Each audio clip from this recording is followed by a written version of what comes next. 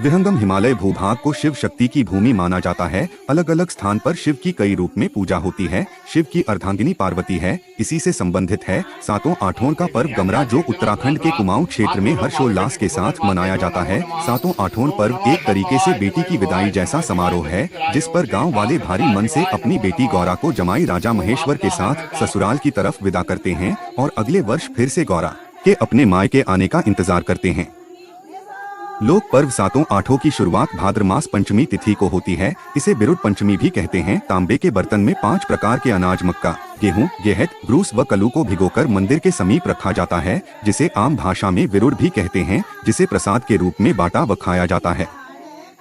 2 दिन बाद सप्तमी की दिन शादीशुदा महिलाएं पूरे दिन व्रत रखकर दोपहर बाद अपना पूरा 16 श्रृंगार कर पास के मंदिर में जाती है और धान की खेती में से धान व सौ के पौधे उखाड़ लेती हैं।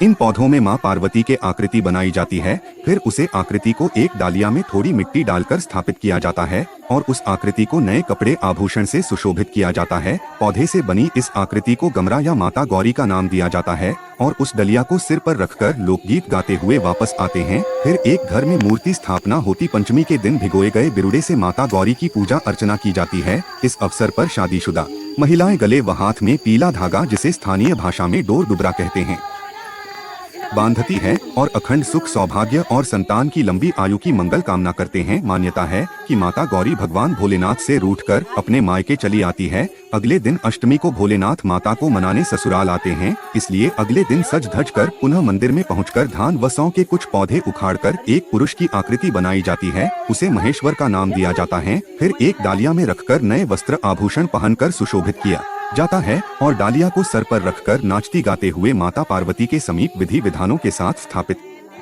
किया जाता है और गमारा और महेश्वर की पूजा होती है। इस अवसर पर 3-4 दिन तक गांव में प्रत्येक शाम को खेल लगाए जाते हैं, जिसमें अनेक तरह के लोकगीत, झोड़ा चांचरी आदि गाए जाते हैं। महिलाएं गोल घेरे में एक दूसरे का हाथ पकड़कर नाचते हुए इस त्योहार का आनंद लेते हैं और अपने पूरे गांव की खुशहाली के लिए कामना करते हैं। उसके बाद गौरा व महेश्वर को एक स्थानीय मंदिर में बड़े धूमधाम से लोकगीत गाते हुए ले जाया जाता है, जहाँ उनकी पूजा अर्चना के बाद विसर्जित कर दिया जाता है। इसे आम भाषा में शीला या सैला देना भी कहते हैं। इस अवसर पर अनोखी रस्म भी निभाई जाती है। इसमें एक बड़े से कपड़े के बीचों बीच फल व बिरुड़ रखे जाते हैं और दोनों ओर सेवन फलों को ऊपर की तरह उछलते हैं। सभी लोग अपनी आंचल फैलाकर इसको इकट्ठा करते हैं। यह बहुत शुभ मांगलिक माना जाता है। पर्व के समापन के बाद कई जगहों पर हल जतारा का भी आयोजन किया जाता है।